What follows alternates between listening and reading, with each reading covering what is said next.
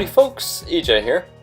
Well, it certainly took a long time of messing with prototypes and failed models to eventually get this to work, but I finally came up with a proper submission to my own challenge of building a 4x4 piston door that utilizes slime blocks in some way to make a more compact, efficient, or fast design for a 4x4 door. As you can see, this door isn't the most compact or the fastest, though I think I did pretty well considering the concept that I decided to utilize.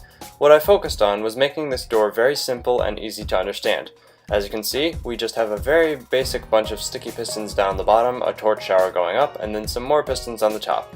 The only part that is a little bit complicated is over here, and even though it looks like a mess because of the way I had to wire it up, it is very simple as well. It basically consists of just a couple small components. For example, one of these components is, if you have a very basic double piston extender, like so, it will extend twice and retract twice.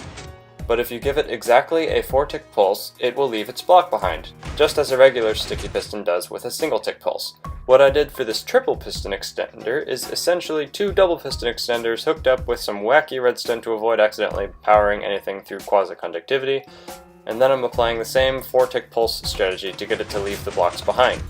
I just needed to make it a little bit more complicated in the actual door, because once you get nearly to the limit of blocks that it is able to push, things get a little bit funky.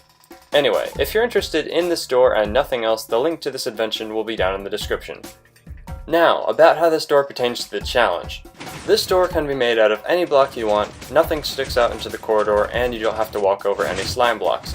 However, I did not follow my 4th optional requirement of having the walls be able to be anything that you want as well, because frankly the challenge was hard enough to complete as it was. In fact, the idea for the challenge originated from my fruitless messing around with ideas trying to get a door that functioned in the way that I eventually asked for in the challenge. As you can see in my test world, I messed around with a lot of stuff before I eventually got a working model, and it did take a bit of work. This design here is the only other submission that I got in response to the challenge. It is made by the JavaPython, and it is certainly an interesting concept, circumventing what the original requirements were that I had in mind, but it technically is a 4x4 door of some type that is pretty clean, uses slime blocks without making you walk slow, and works. So though it can't have the blocks of the door be any type of block that you want, it meets 3 out of the 4 requirements and is the only other answer to my challenge besides my own solution, so congrats! You are automatically the Redstone Champion of the Week! The design actually reminds me a whole lot of a recent video by Mumbo about a monster mouth door, which I guess goes to show you how many times people come up with the same ideas. I'll leave a link to both Mumbo video and JavaPython's video in the description if you want to check them out. So, about challenges and this series. I realize that with the rather small audience that I have right now, I can't expect to be able to issue gigantic crazy challenges for you all on the level of like Deco the Redstoner's 5x5 flush piston door or something. Because even if I issue a really easy challenge, like to build a Jeb door, I'd probably only get 1 or 2 submissions, since there are simply so few people watching my videos, and probably even less that are interested in these challenges. So, with that in mind, I'm going to give challenges that are just a little bit easier, just to see how many people there are that are actually interested in this.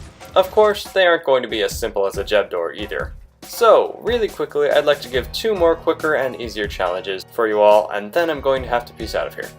First off, I'd like to ask anyone watching this, if you are indeed interested at all in these challenges, leave a comment down below. It can say anything really. Feedback on how you like this kind of thing, requests on a better difficulty range of the challenges that I'm issuing, challenges you want to give to me, favorite food, whatever. Secondly, I'd like to give a more redstone-y challenge. This time, I'm not going to attempt it myself. So, what I'm imagining is a display of lights, or some sort of array of outputs, and then 2 buttons to control the singular output that is on. As I press the left button, the one light that is on moves to the left. As I press the right one, it moves to the right. That's it. There you go. No crazy lists of requirements or anything. Have fun inventing to your heart's content. You can choose to have the light wrap around the back if you press the side again once it's at the end. You can choose to use minecarts, piston tapes with cauldrons or redstone blocks, or even other pistons, etc, etc. You can be as sloppy as you want with the redstone, and there's no limit on how huge or how compact it can be. You can even come up with multiple ways to do it, and give multiple submissions. I can think of a few ideas right now of how to complete this challenge, but I want to see what you all have to come up with. And above all, have fun with these challenges. This isn't supposed to be some super serious organized company of redstoners or anything, it's just a friendly challenge to each other to make something cool. But anyway, that's all I have for you today. Leave a like if you enjoyed watching. I appreciate it very much, and I will see you all later. Bye-bye.